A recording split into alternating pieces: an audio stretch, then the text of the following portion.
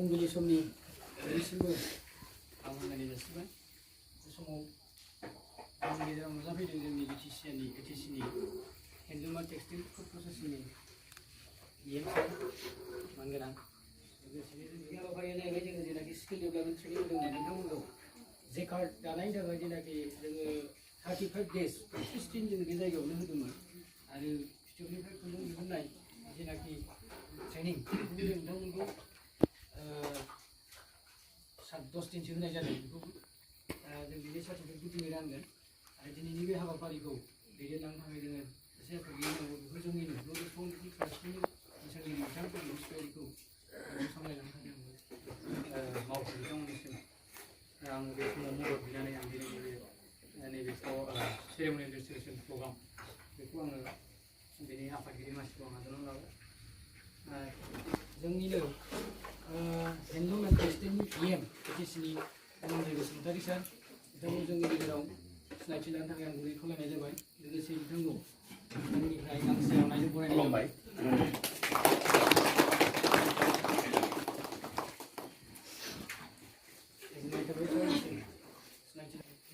बिरबल बसुमतारी बिथांखौबो गांसे आर'नाइजों बरायनो थाखाय आं गुरै खावलायनाय जाबाय जोंजोंनो बेहाय दंफैयो मिस्टार राहुल लाली आर'नाइजों बरायनो थाखाय बिथांखौ खावलायनाय जाबाय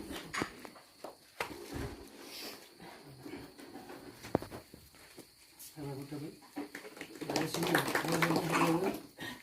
कमल बसुमतारी सार बिथांखौबो गावनि सिनायथिखौ लानो थाखाय गुरै खावलायनाय जाबाय साबायखर थाबाय बेखिनि समावनो बुंनायखौबो लाजोबनाङा बेनिफिसारिफोरखौ स्टाडि खालामदो नंगौ नङा साराबो नायदो दा स्पिनिं बे खुन्दुं थुननाय जों मेसिन होफैदोंमोन मोनसेल' बेखौबो जों दिनै 30 जन मानसिखौ जों एक्सपार्ट खालामनो होनो हायासै दा सेरिकालचार एसिस्टेन्ट डाइरेक्टर चिरांनि EDCSखौ जों लाबोबाय बुंनानैल' थांबाय गैया दिनैसिम ट्रेनिं लानाया 3 मासानो जाबाय जों मेनि 8 थारिखनिफ्राय होनानै जुननि 15 थारिखआव फोजोबदों नेक्स्ट बेच होबावबाय जों जेरैबायदि खालामनांगौ खालामना होनो हायाखै दा मावबाय थानाया बेनो हेन्डलुमनि सायावबो बहुद मावदों जों फुड प्रसेसिंनि सायावबो मावगासिनो 15 जुन 2021 बिसिम जोङो मोनसे 30 सा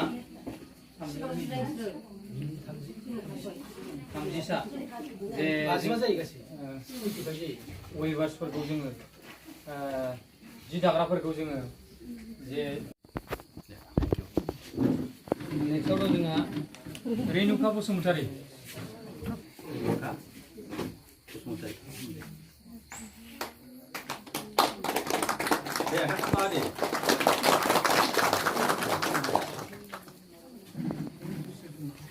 नेक्स्टआव जोंहा पुर्णिमा बसुमतारी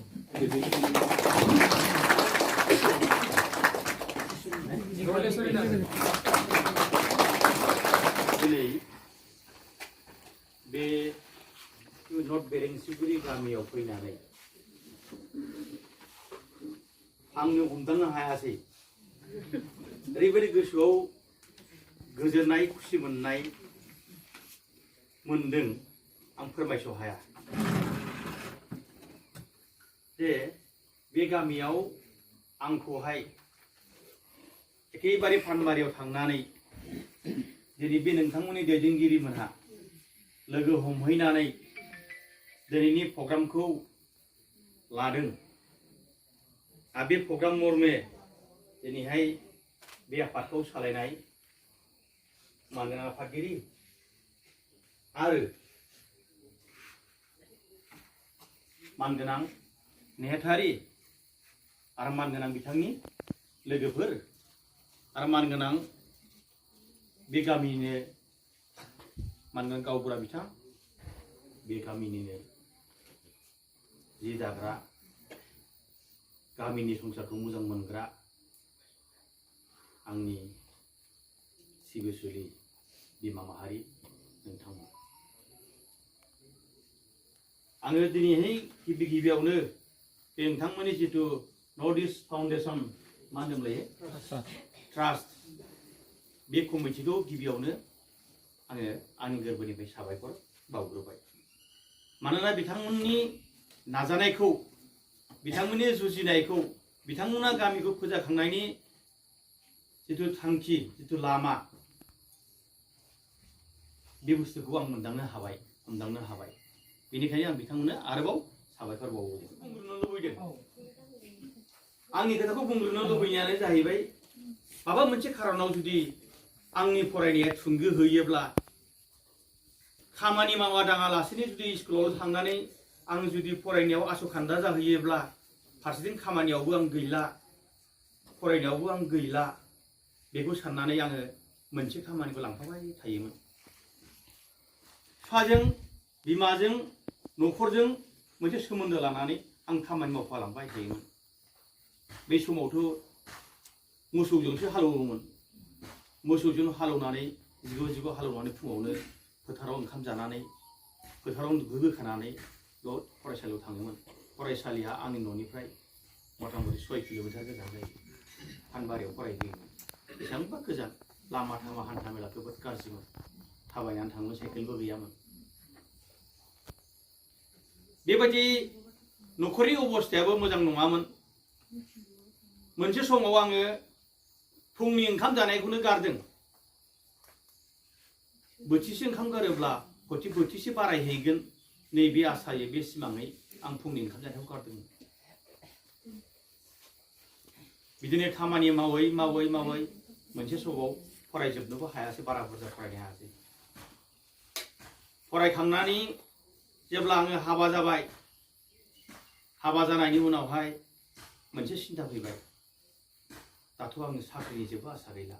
9 बोसोर आं मास्टार मावदोंमोन भेन्सार स्कुल गभर्नमेन्ट स्कुलमोन खिन्थु साख्रि माबाया पार्मानेन्ट जब जायाखैमोन तखन उपाय गैला बिनि सायाव आहा सोनारनानै लाब गैला होननानै आङो एखेबारे खेथियाव नांजाबबाय साख्रियाव जानाय नंला होननानै साख्रि मोननाय नंला होननानै आं खेथियाव नांजाबबाय ओरैबायदि खेथि मावबाय आङो सारा आसामावनो दिनैहाय मुंदांखा आङो आबाद मावनायाव फानबारल' नङा आं सारा आसामावनो मुंदांखा जाबाय मोनसे समाव बेनाना टेक्न'लजि मिशननिफ्राय आं थालिर गायबाय 25-30 बिगासो थालिर गायदों आङो थालिराबो ओरैबायदि मोजां जाबाय मोनसे समाव आं सानबाय फैसाया ओरैबायदि खारनो गोरा आथिं आखाइ ओरैबायदि गोरा होसोबाबो मोना होसोबा एक्सटेक्सबो मोना थालिर खेथि मावनायनि उनावहाय बोरैबा उल्था जाबाय दाना फैसायासो आंखौ होसोग्रा जाबाय बेफारिफ्रा थाखा लायै बान्दोल लायै थाखा जासिग्रा जाबाय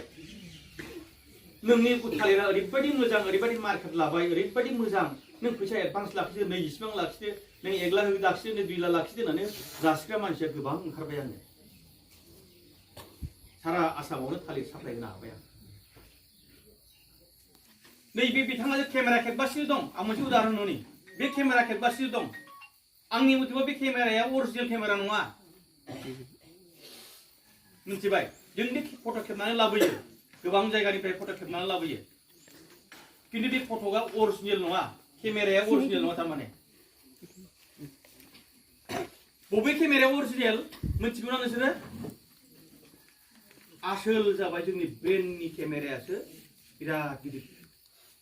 केमेरा बियो जों गोसोजों खेबनानै लानांगोन उमुगा ओरैबायदि मावदों आं मानो मावनो हाया आंबो बाहायनोसै उमुक जायगायाव ओरैबायदि नुबोदों आङो गोसोआव केमेरा खेबना लाबोखाबायना नोङो उमुक जायगायाव ओरैबायदि नुबोदों ओरैबायदि मावनानै ओरैबायदि बियो सन्मान मोनदों ओरैबायदि समाजजों गनायजादों ओरैबायदि माहाजोन जाबाय अर्थनैतिक अबस्थाया मोजां जाबाय गतिके बै गोसोनि केमेराखौ खेबनानै लाबोनानै नों खामानियाव बाहायनांगोन दिनैहाय बे खुन्दुं लुनाय आखाइनि हाबा जिहेतु बेयो बिराद मोनसे गुन गोनां गावखौ परिचयजों होनाय लोगो लोगोसे जाथिखौबो परिचय होनाय मोनसे हाबा बियो मिथिबाय 100 कुइन्टेलाव नोङो 1 कुइन्टेल हरफानो नाजानांगोन बयबो 100 कुइन्टेलाव कुइन्टेल हरफानो नाजाब्लानोथ' जे बुस्थुआ जों 100 कुइन्टेलनि रेभिनिउखौ मोनगौमोन खोथा 10,000 मोनबाय जों 100 कुइन्टेलनि रेभिनिउखौ 10,000 मोनबाय नोंबो बयबो होनानै बिनि जायगायाव जोङो लाख जोङो रेभिनिउ होनो हाबाय सरकारनो बे नोंनिबो जौगानाय रायजोनिबो जौगानाय बड'लेण्डनिबो जौगानाय नङा होनबा बेखायनो जों एभ्रि साइड जेरैथिंबो जों आबादावबो गोसो होनांगोन आरो नैबे दानाय लुनायावबो गोसो होनांगोन मिथिबाय आं बेखौ खावलायबाय आरो लोगोसेयै आं मोनसे बुस्थुखौ जोंहा मोनसे सिस्टेम दं स्टाइपेन्ड जाय ट्रेनिं लागोन बे स्टाइपेन्ड मोनगोन फैसा मोनो एसे बेनिखायनो जों बे 21-22 सनावहाय बे फाइनान्सियेल इयारावहाय आं नोंसोरनो जेबो होनो हानाय नंला आङो फैगौ 22-23 सनावहाय फाइनान्सियेल इयारावहाय नोंसोरनो CFC हेन्डलुम माबानि मा होनो कमन फेसिलिटि सेन्टार मोनसे न' गोलाव लुनानै होगोन होननानै आं दिनैनि मेलाव फोसावबाय बेखौ मोनगोन नाला 22 CFC कमन फेसिलिटि सेन्टार सार बेखौ भिलेज वाइज होनो हागोन हाया जेनेबा हानाय नङा भिलेज वाइज हानाय नङा भिलेज वाइज मोनसे सेन्टाराव नोंसोर बसायना लानांगोन आरोबाव आं ओरैहाय खालामनो हाबावो आं बेखौ दिनैहाय डिक्लेयार होला आं बुंलांनोसैल' जे आं दाख्लैयो माबायाव बैरालि गसाइगाव मायाव बैरालि होननाय गामियाव मोनसे मडेल भिलेज हेन्डलुमनि मडेल भिलेज बे बुस्थु बेयाव होनाय जादों बेयो न'खर आर'नाइ दायो न'खर दख'ना दायो न'खर जि दायो ओरैबायदि जि दादों न'खरसेयावनो खुन्दिनै खुन्दिथाम गाहाम सार बे जोंनि गामियाव दा आसाम गभर्नमेन्टआ मोनसे थांखि लादों 80 कौटि थाखानि जि बायगोन बे 80 कौटिनि जि बायनायाव जों बिटिसिनि बर'फ्रा मैखोम बाहागो लानांगोन एक नम्बराव जों मैखोम बाहागो लानांगोन दा बेखायनो बुंदों मिनिमाम आर'नाइखौ 2.5 कौटि थाखानि साप्लाय होनो हानांगोन होननानै बिटिसिखौ दायित्व होदों बा आंनो दायित्व हरदों बे दायित्वखौ आं नोंसोरनो होनांगोन हागोन ना हाया गोबां जि दादो आङो जेखानि बेबस्थाखौ आङो दा बुंथ'ला अफिसाव स्टक दंना गैया अफिसाव स्टक दङब्ला आं बिथांमोनखौ लिंहरनानै आं लोगो हरगोन आं गाबोन समनि गेजेरावनो खबर ला जेकारा जुदि रेडि दङब्ला आं लोगो हरगोन आरो गैयाबा दस्रा बेबस्था लागोन जेकारखौ आरो मिथिबाय आरोबाव आं नोंसोरनो बे खुन्दुं बे जिहेतु आर'नाइ माबा माबि जि साप्लाय होनो थाखाय जि खुन्दुं नांगौ बे खुन्दुंखौ नोंसोरनो हरगोन बेखौ जास्ट दानानै हरनांगौ दानानै हरनायावबो ओरैनो हरनाङा माबा मोनसे पार्सेन्ट फैसा मोनगोन नोंसोर सारफ्रा जि दाग्राफ्रा मिथिबाय जिखिजाया आं बारा गोबाव लेक्सार होला आं मिजिंथिबाय नोंथांमोननि नाजानायावनो मिथिबाय नोंथांमोननि नाजानायावनो हयथ' बे बेरेंसिगुरि गामिया हयथ' बेरेंसियाव मोजां जिरायनानै जि दाबाय थाब्लानो हयथ' मालाबा नोंसोरो लुबैनाय मडेल भिलेजखौ मोननो हागौ मिथिबाय मोननो हागौ ओरैनो मोननाय नङा नोंसिनि नाजानाय नोंसिनि खामानि मावनायासो मोनहोनो हागोन बेखिनियावनो आङो बयनिसिमबो फैबाय थानाय समाव गसाइया नोंसोरखौ गोजोनै लाखिथों गोजोनै दैदेनलांथों बेखौ मिजिंथिनानै आङो सुंद'यै बिबुंथिखौ बेयाव फोजोबबाय गोजोन्थों मोजांखौ जानांगौ आरोथ' माबाजोंबो आर'नाइ दायो आजिखालि इन्दि खुन्दुंजोंबो दादोंमोन सार औ ओमफ्राय बै गान्दुनि कभारा बेखौ बानायदोंमोन लांजोब्बाय सेस एरिनि गान्दुदोंमोन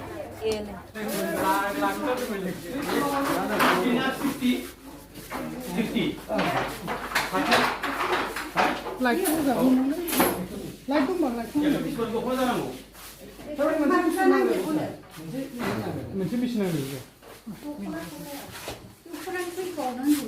दख'नानिबो नांगौ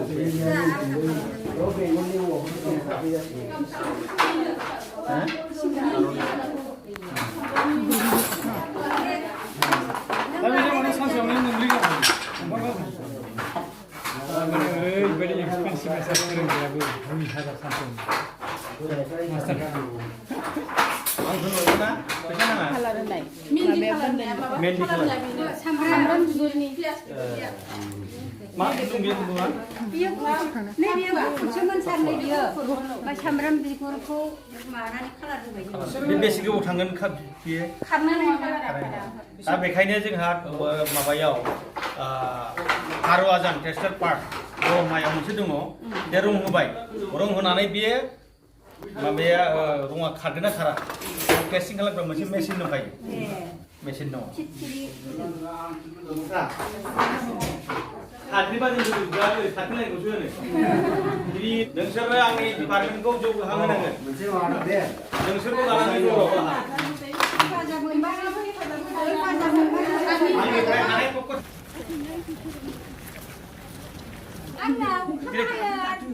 आबै दाबाय था दे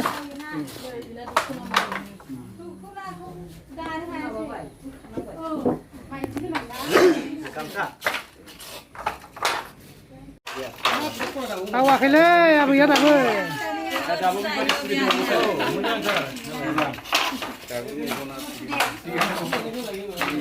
फोरोंनो हागोन इयो बावाखै गोदोनि मानसिफोरा